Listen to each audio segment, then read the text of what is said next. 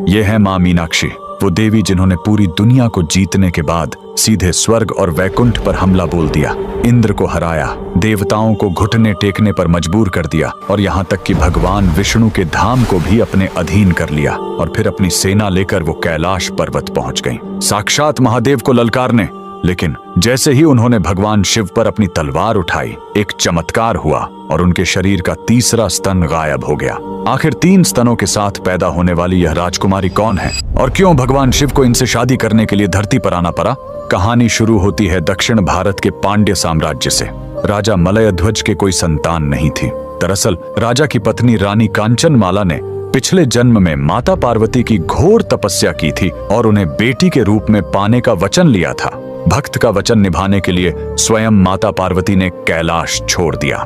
राजा ने एक विशाल यज्ञ किया और उसी पवित्र अग्नि से 3 साल की कन्या प्रकट हुई। वह देवी की तरह सुंदर थी, लेकिन उसे देखकर राजा रानी के होश उड़ गए, क्योंकि उस कन्या के शरीर पर 3 स्तन थे। राजा इसे अनर्थ मानने ही वाले थे, तभी आकाशवाणी हुई, हे राजन, डरो मत, ये साधारण बालिका नहीं है, ये साक्षात शक्ति है। इसे एक योद्धा की तरह पालो।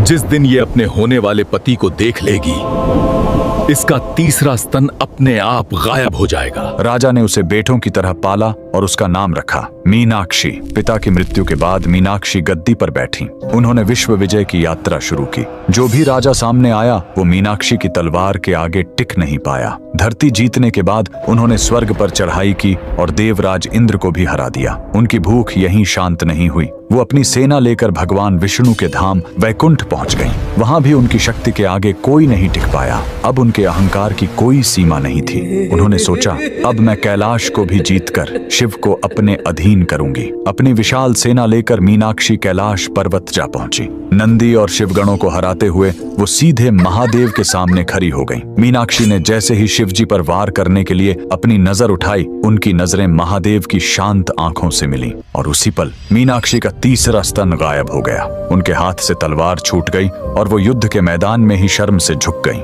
भविष्यवाणी सच हो चुकी थी। वो समझ गईं कि यह साधारण योगी नहीं, बल्कि उनके स्वामी हैं। महादेव ने मुस्कुराते हुए कहा, देवी, तुम्हारा जन्म ही मुझसे मिलन के लिए हुआ है।